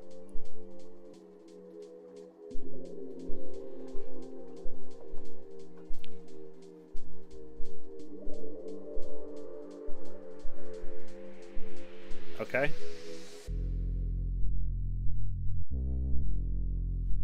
Why has it just got like this much bass with nothing else going on? Let's skip it a bit.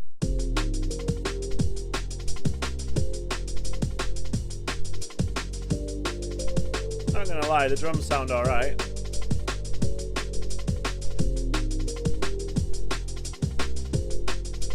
Not amazing. But like I said, this was a challenge where I've got 2 hours to make the tune.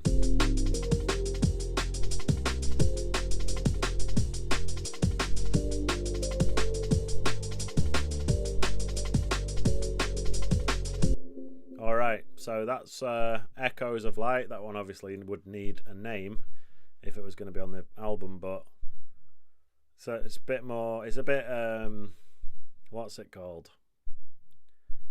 It's got started, but it's not got finished. What else?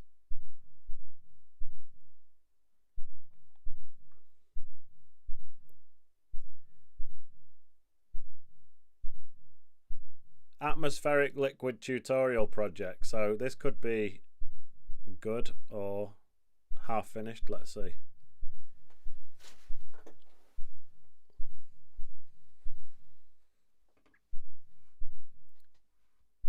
Alright, let's have a listen to this. It looks kind of finished.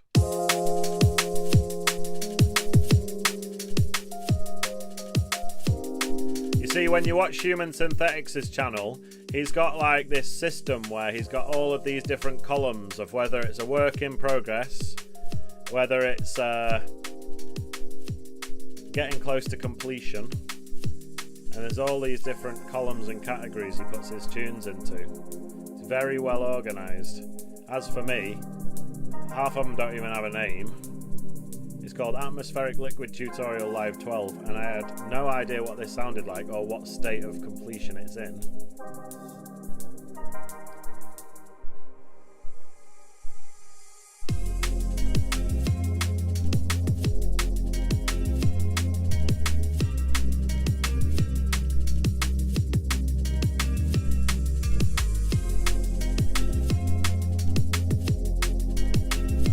This one can go on the album.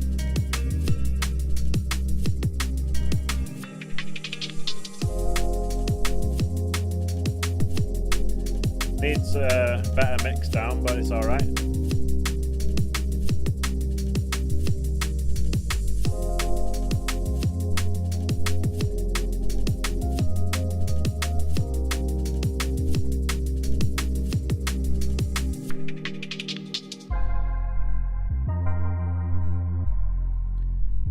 And I should mention, this tune was made as a tutorial, but also it was a sponsored video for this company called Ghost Syndicate, and all of the samples and sounds that you hear, well, all the drums and a lot of these sounds, you see all the ones that say GS, they're all from Ghost Syndicate 4am sample pack. So if you like those sounds, and this is not a sponsored video or even an affiliate link, but if you do like those sounds, go to ghostsyndicate.com and then look for the 4am sample pack, and that's the one. So anyway, let's just play from here. And actually, I quite like the way how this drops out for X amount of bars of no drums, and then they come back in.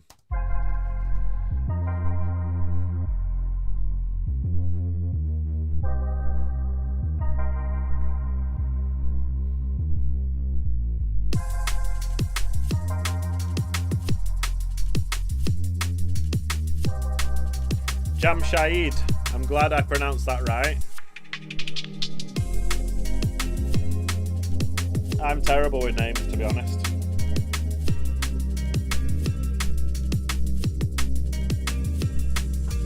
So that one needs a name, but it's going on the album, so I'll go through them all again and I'll make notes, and it's going to be 12 to 14. By the way, the album is going to be definitely for sale on my Bandcamp. It's definitely going to be available to my patrons, so if you are a Patreon supporter, you'll just get the album. Apart from that, I'm not really sure. Still like in two minds about whether I want to carry on using DistroKid and putting music on Spotify and all these places, because quite frankly, I don't really like the way Spotify treats the artists that are on their platform, and what better way to communicate that than just to boycott them altogether? Doesn't really make any difference to me, you know. I guess it makes difference to my fans if they want to be able to listen to my tunes on Spotify, but you know, if you're really a true fan, then you'll find a way of hearing it. Either go to the Bandcamp, download it onto your phone, or whatever, you know. Spotify has made it very convenient and easy for people to stream music, but the actual amount of money that artists get for having their tunes on there is so ridiculously small. It's like a slap in the face. So anyway, what else have we got? I'm looking for like liquid kind of titles. A beginner's guide to liquid D&B. That was a stream I did back in March. SoundCloud, you know, I was a SoundCloud user back in the day, not used it for a while. In fact, now it's like got ads on and stuff. Future World Machine said, waste of time putting music on streaming platforms. It's all AI slop now. Yeah, and Liquite says, Spotify seems terrible for artists, sadly. Yeah, I mean, I can't really speak because I'm getting so little streams that I would end up with pennies either way. But imagine if you were like someone who is actually kind of big and you're getting 1 million streams and then they pay you like a $5. It's ridiculous.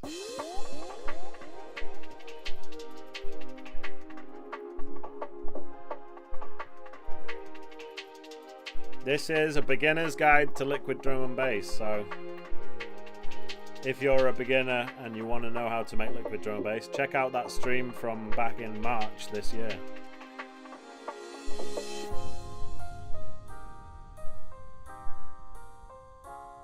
So we've got some extremely filtered pianos sounding all old school.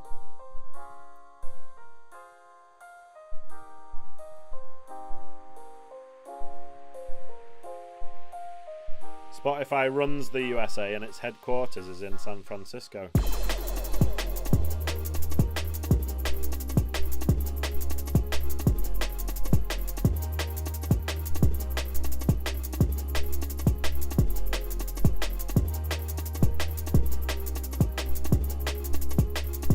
So I'd say the kick's too loud.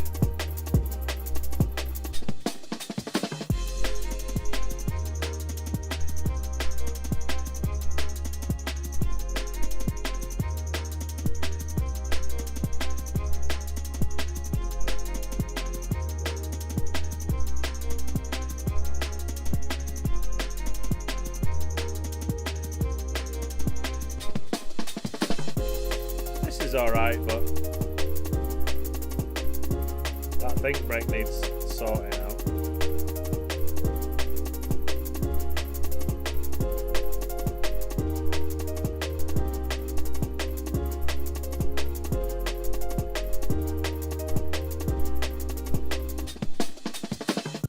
Alright, so I'll save that one. Could go on the album. The live set you're trying to save was created with a version of live that is either older or has fewer features. So this is what happens if you made a tune in live 11 and now you're on live 12. You'll see that message and you get given the opportunity to save it as something else. So I'm going to call it exactly the same thing but with the words live 12 added to the end and hit save. Now I've got a live 11 version and a live 12 version of the same project, you know? Yeah, so in the chat there is a debate raging on about streaming services. And somebody said that Spotify has the best software, as in the best app, you know? And it's to do with the network effect, you know, because everyone just copies each other. Because if let's say one friend has a tune that they want to share with their friend, they'll send them the Spotify link, and then that friend says, oh, I don't use Spotify, I'm not a Spotify user. Well, they've got a choice to either become a Spotify user, or they might just have to type in the name of the track onto YouTube, and then if they don't have a subscription to YouTube, then they got ads, and it all becomes a big mess. Me personally, I am a YouTube Premium subscriber and I just use the YouTube Music app these days because it comes free with the subscription, and I'm not going to exactly pay for Spotify as well when I can just stream music as part of my YouTube Premium. So we were down to here. Palpitations, that could be good or it could be terrible. Let's find out.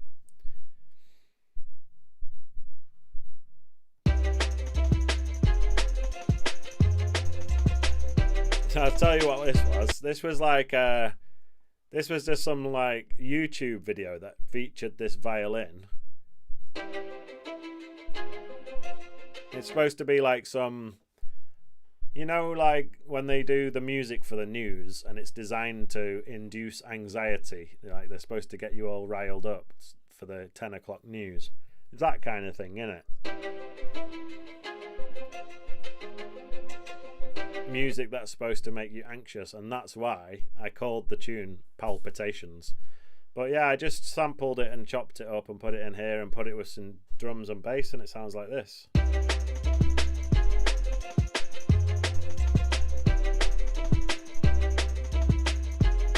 So that was like the idea for a tune, but it never went anywhere. And to be honest with you, I don't want my music to really make anyone feel anxious anyway. Alright. Insta Soul was a good one.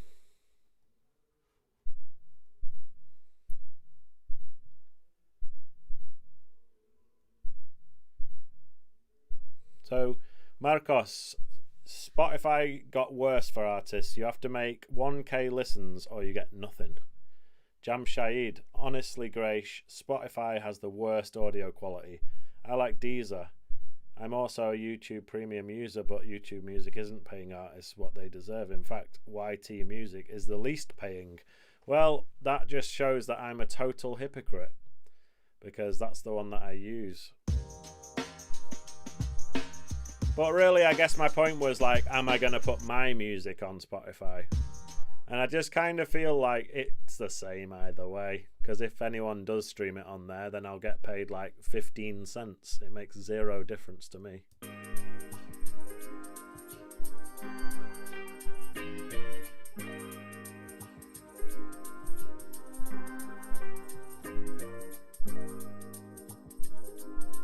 Who remembers this one then? This was on my channel.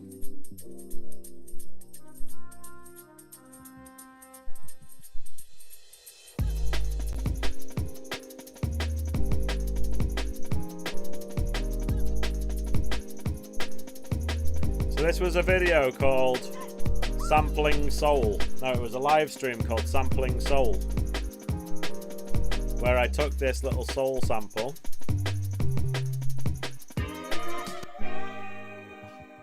and then added some drums and bass and stuff, you know.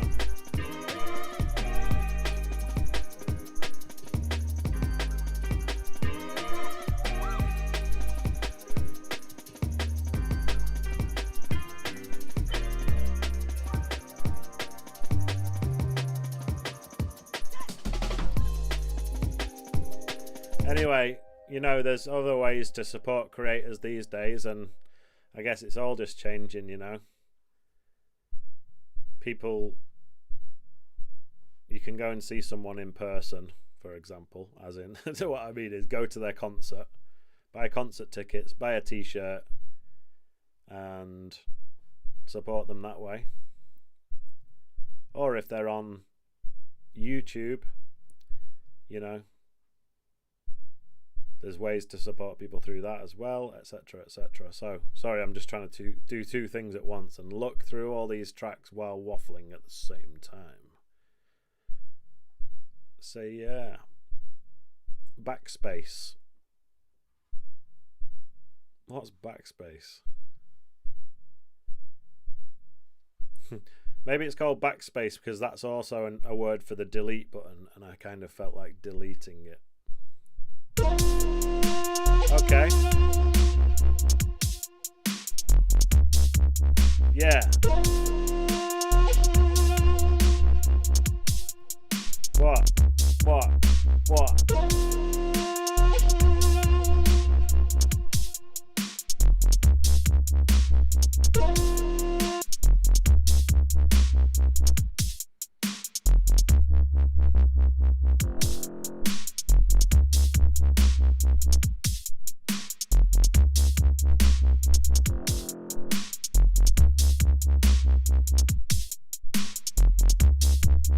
Oi.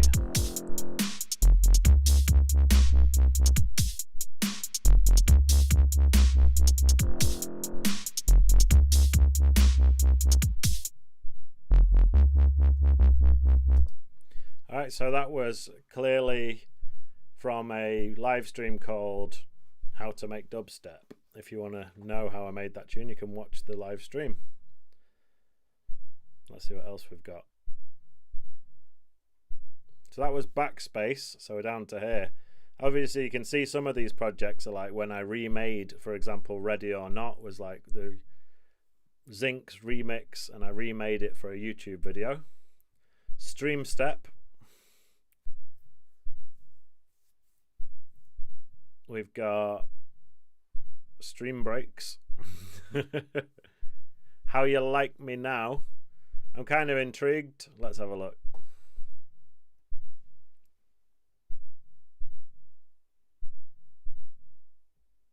Yes, Chris Voss, you are not alone, mate. Everybody does it. You start an idea, you make it into a loop. Sometimes it gets taken further, other times it stays like this.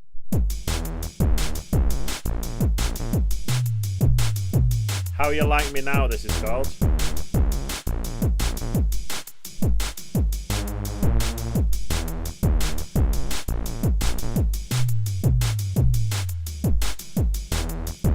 Love Is Life is a pop song, a guitar-based song that was written by my friend. That one was pretty heavy though. What was that? How You Like Me Now.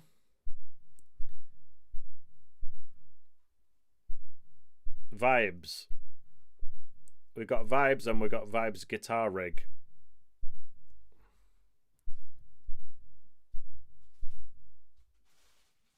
Saved at the early hours. Yeah, this is the danger of me showing you my list. It's like I'm not really trying to show you every single song in there. Well, let's have a listen to this one.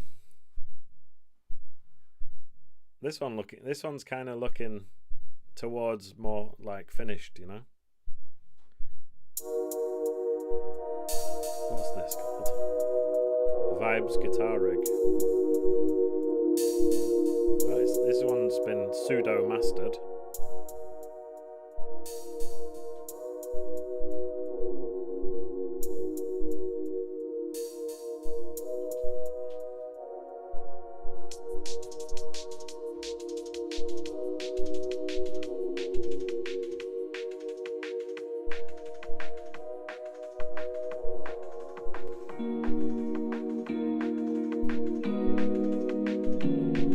This one was either on a stream or a video, I can't remember. Could it be a contender for the Grace Liquid album? Answers on a postcard.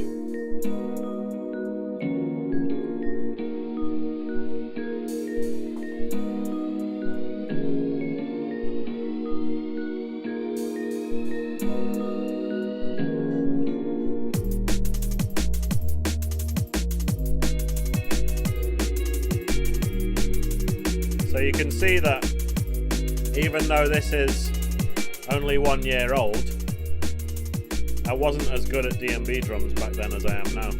So I've definitely progressed, because these drums sound kind of not very good.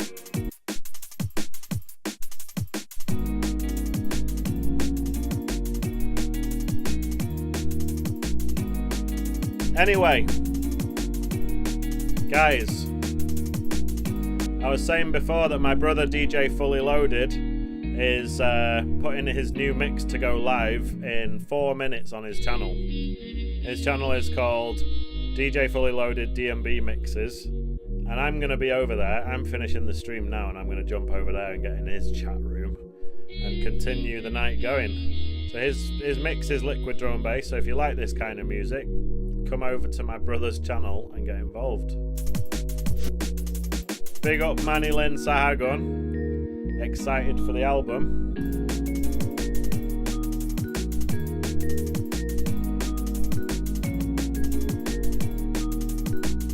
Jam Shahid, I do love to use the push too. It does take up quite a lot of desk space, so for that reason I always put it away. But if you are a push 2 user and you want to see me do more with that, then I'm definitely keen for recording more push 2 content. I absolutely love that thing.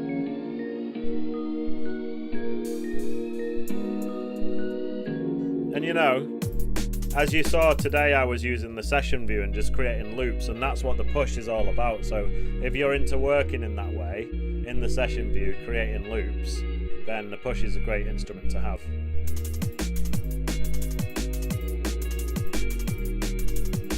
DJ Fully Loaded, my brother, was saying he wants to make a mix using my new album. So that's going to be amazing. But anyway, speaking of him, let's all go over to his channel now. I'm going to end this stream. But as I was saying, if you are a beginner and you want to learn how to use Ableton Live, just watch this one back from the beginning. You can see how to make your first hip-hop beat. If you're interested in continuing your learning journey, just send me an email to contact.grace@gmail.com and we can do lessons together. And with that being said, I'll see you same time, same place next week.